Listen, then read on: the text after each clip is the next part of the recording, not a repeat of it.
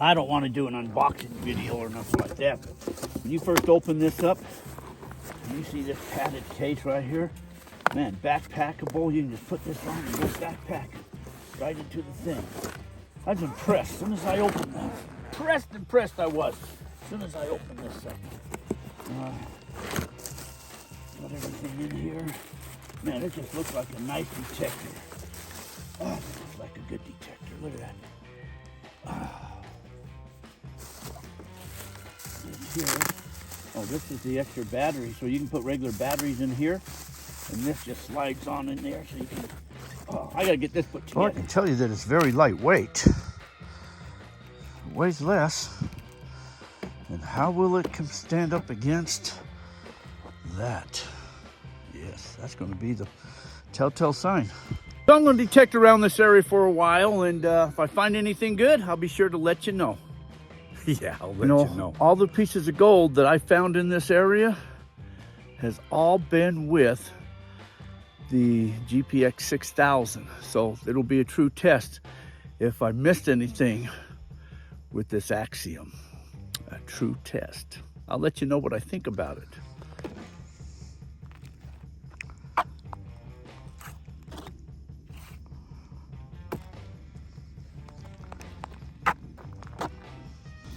This is what they call a desert trumpet plant. These tend to grow in mineralized ground. So whenever you see a lot of these around, it just means that the ground is mineralized and that you know gold likes mineralization also. So it's just kind of a good sign for mineralized ground. That's all. Well, you know, to be honest, my first initial impressions of this detector wasn't really that promising, but I don't want to get into that too much right now. I got to continue to swing this and play with some of the knobs and features here a little bit before I go any further. So I'm just continuing on. I haven't found any gold yet. I haven't found any trash yet either. Well, I think what I'll do is take a break. Detector, I'm gonna go hiking up this hill. I gotta show you something. I think we can see Lake Mead from put up here on top. I don't know if I can make it that far hiking, but we're gonna find out. It's gonna be a hike up there, but let's go see what we can do.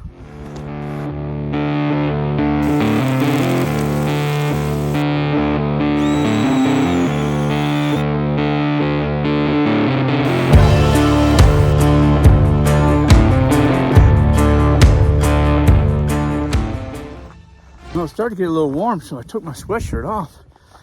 And now the wind's kind of blowing a little bit. It's kind of chilly. And I took off and left my sweatshirt down there. And I wished I had it now. Whew. This is a hike. It's going up the mountain is what it's going. Coming back down will be a little easier, but going up is quite the hike. There's no claim pulse marker. No claim. There were claims all over out here. That's part of the old, the beginning of the town of Meadview. There's Meadview off right there. City of Meadview. The Colorado River's down in there. Whew. You know, sometimes I wonder what I get myself into. Whew. I'm not used to this hiking stuff.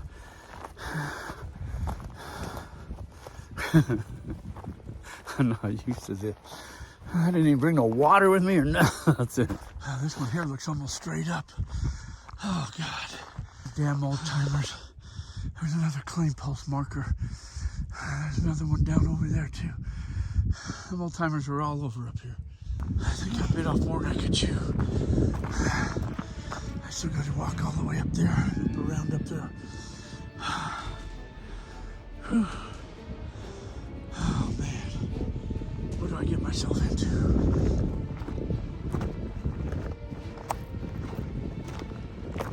I think you can start to see part of Lake Mead. We're almost to the top. No more way to go. Okay, I made it up here. I can see Lake Mead down there now. Let's see. Let's walk this road, see how closer I can get over there, give you a better view of that. Last time I was up here, I was on my razor. You won't believe. I'm sure you've heard all the stories how this water has dropped. Man, this will give you a good indication of how far that water has gone down. Holy crap. I'm up here. Whew. Man, look at that. Wow, you can see, man, that's down, God, I don't know how far down, 100 feet? You can see where the water used to be all the way up in through here, up in this cove. Let me zoom in there. Wow.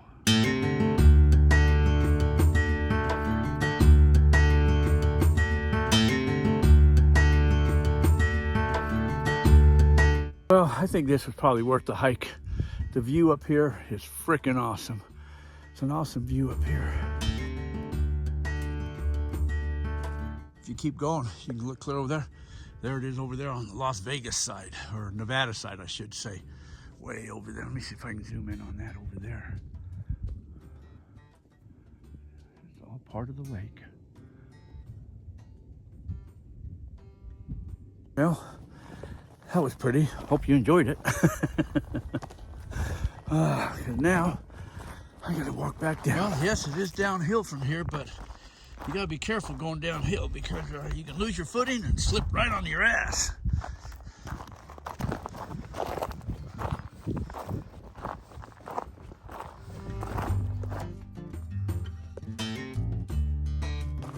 I'm gonna get off this road and go down the side of this hill just because it's closer to the vehicle than going all the way on that road down and around. So I'm just gonna take a shortcut back down. But after I started, I'm thinking maybe it was a mistake too.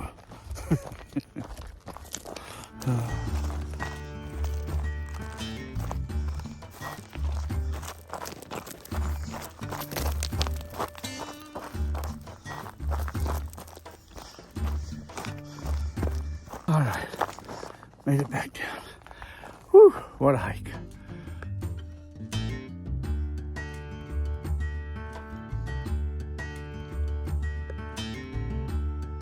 Well, let's get back down to the bottom and then let's do a little bit of comparison of these two machines and maybe some little testing, and I'll give you my final thoughts about them. Well, let's talk about some of these machines here. Here's the Axiom. So you turn it on, simple enough, turns on, and you can just basically press the ground balance, and then it quiets right down. And then you can hunt with it, set to go. First thing I noticed is this arm cuff. It's like way too far. Now, I don't know if you can adjust it and slide it back, but I like it further up. I don't like it this far clear back at my elbow. I don't like that. I wish this was closer up, or you could slide this up, you know, but I don't see any way to adjust it. You might be able to take all of these off and push this forward. That I'm not sure. I'll have to further investigate that, but then I think you just kind of lose some of the stability of that. I don't know, but I don't like that feature. I'm on normal. It says to iron check, push and hold.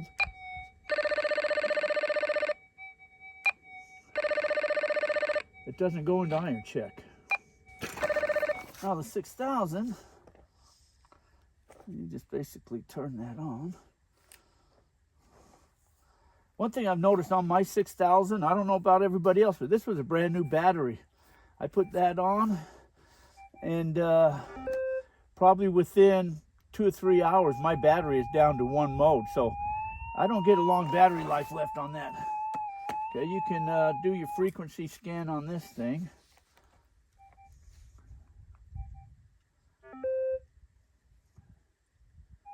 And then you can ground balance, push the button in the back. And same thing, you go over a hot rock.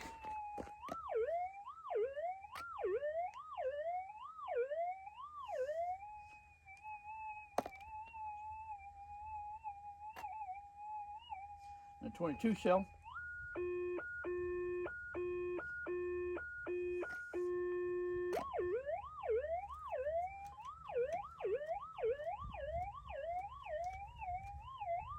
I'm trying to ground balance them out on both of them, but it won't ground balance it out.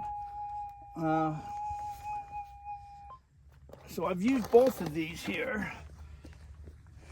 So, two machines.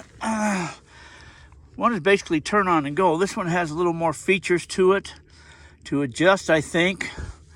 This is lighter weight. The Axiom is a lot lighter weight, and you'll probably get longer battery life left out of that. Battery life. I like the shaft set up a little bit better. You know, this one tends to just rotate on you. If you're not careful, you got to keep keeping that lined up straight because it'll just rotate on you. This shaft is similar to the 7000 shaft. The screen is bigger on this one than on that one. Like I said, it's lighter weight. As far as finding any targets, I think they'll both find targets.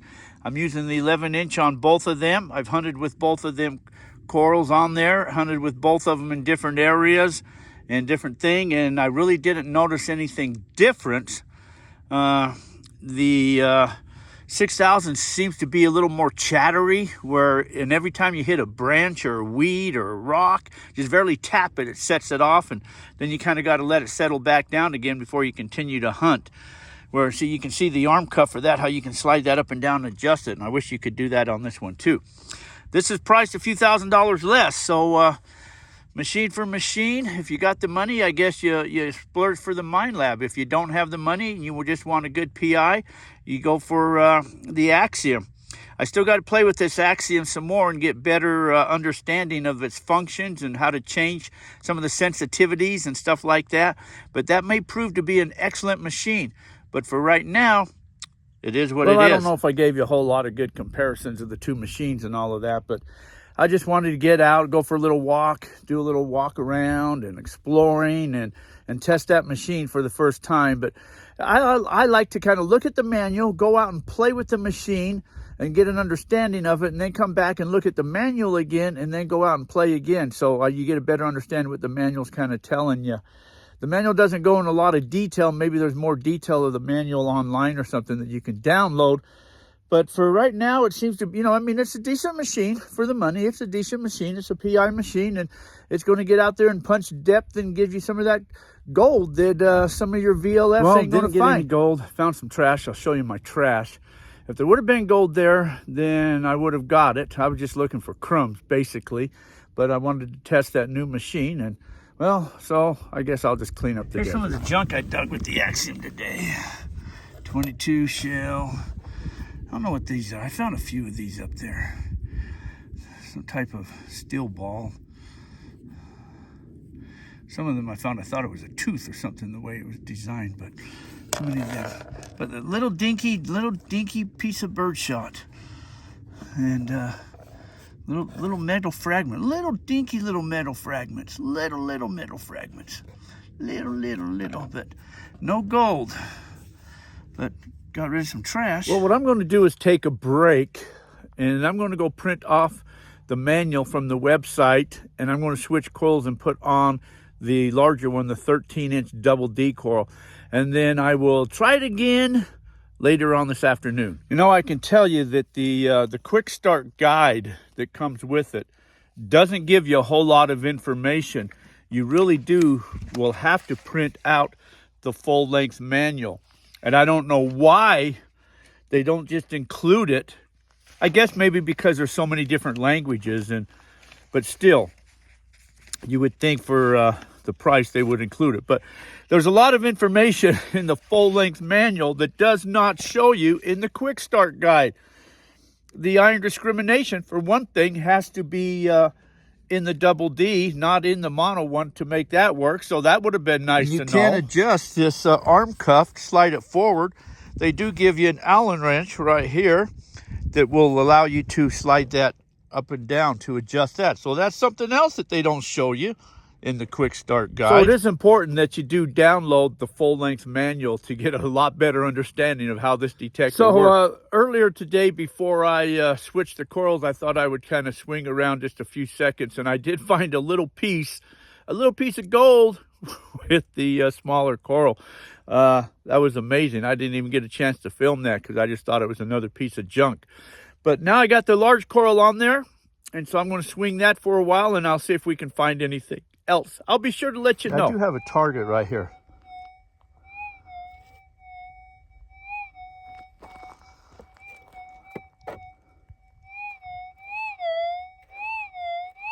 Let's dig that up.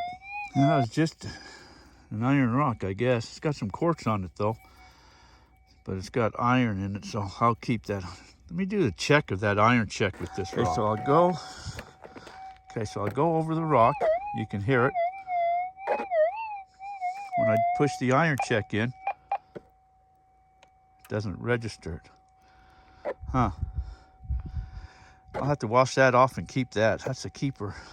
I'm gonna give you an idea how this iron, there's my pick. So when I go over it, it goes all the way over there. But when I push the iron check, see how it kind of grunts and, yeah, I've got a faint signal right there.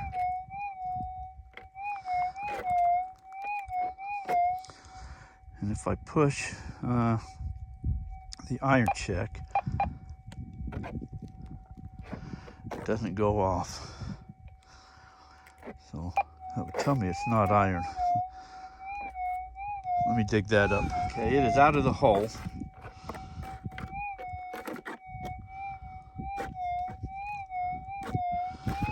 out of the hole. Let's retrieve it. Okay, I do got it in the scoop. And there it is. That's gold. It's a nice little piece of gold. You see, it's got caliche attached to it. So I'll put that in some vinegar and I'll clean that up. That'll clean up nicely. It's a nice little piece. Nice little piece. I got another target right here.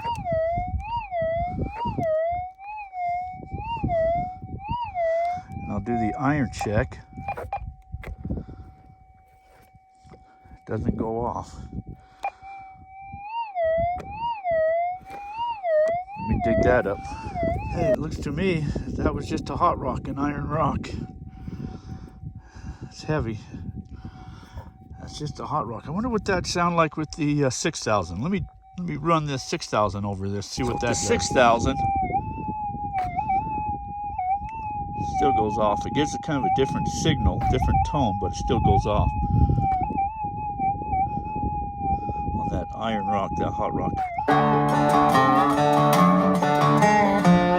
One thing I also like about it is all the adjustments. You know, it's got a nice screen on it that you can see. You turn your threshold up or down to how you like it. Your sensitivity, turn that all the way up. Your volume, got volume control. Then you can change it to fine, normal, large, salt, different tones, different RDOs for your frequency scan, your speed. So it's got more of a, there's a battery. You just have more flexibility with this to take it where you want it to.